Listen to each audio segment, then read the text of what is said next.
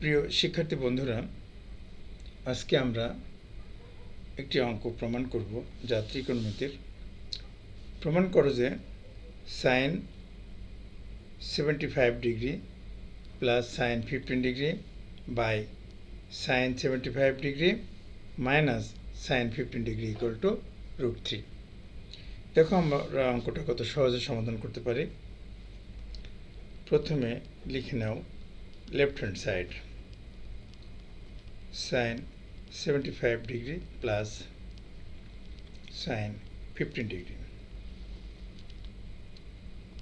By sine 75 degree minus sine 15 degree. আমরা অঙ্কটাকে সুন্দর মতো 75কে আমরা লিখতে পারি সাইন 45 ডিগ্রি প্লাস 30 ডিগ্রি।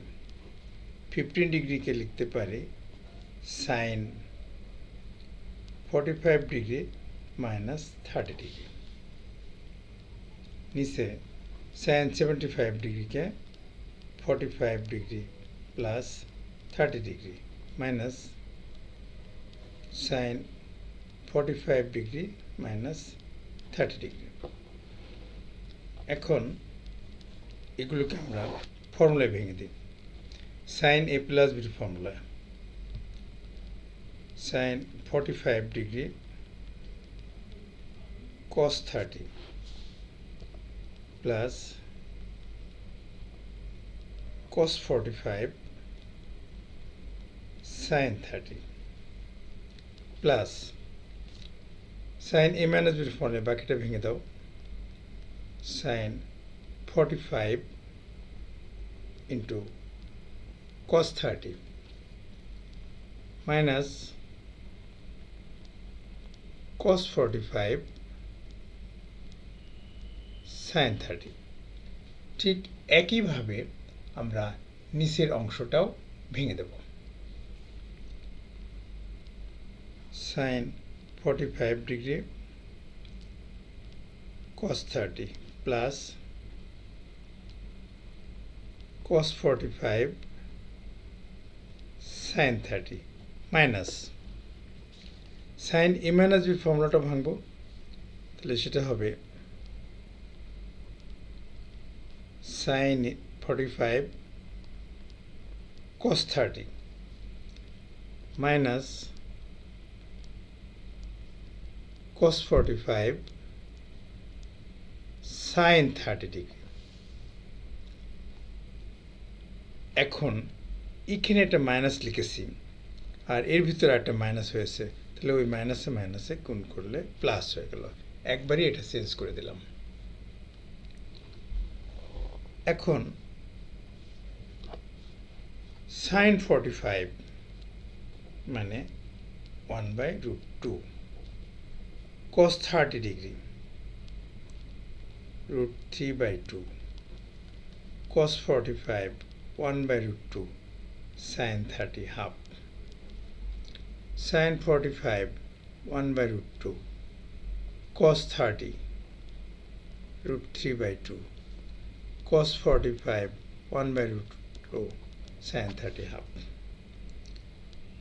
একইভাবে নিচের মানগুলো বসিয়ে দিই। 1/√2 sin 45 cos 30 degree √3/2 cos 45 1/√2 sin 30 half minus sin 45 1/√2 cos 30 degree √3/2 cos 45 1/√2 sin 30 half। আমরা সরাসরি মানগুলো বসিয়ে দিলাম। এখন দেখো আমরা কি করতে পারি। এই যে 1/√2 ইন্টু √3/2, আবার এখানে একটা আছে 1/√2 √3/2। ঠিক একইভাবে 1/√2 ইন্টু 1/2 1/√2 ইন্টু 1/2। তাহলে আমরা বলতে পারি আমাদের এই অংশটা আর এই অংশটাকে আমরা বাদ দিতে পারি। ঠিক একইভাবে নিচের অংশে 1/√2 ইন্টু √3/2 আবার 1/√2 ইন্টু √3/2 বাদ দিতে পারি। তাহলে এখন যেটা আমরা লিখতে পারি, প্রথমটা লিখলে আমরা লিখতে পারি √3/2√2 প্লাস √3/2√2। নিচে লিখতে পারি 1/2√2 প্লাস 1/2√2।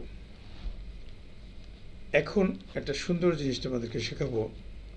এই যে 2√2 আছে এখানে, এখানে 2√2, এখানে 2√2, এখানে 2√2।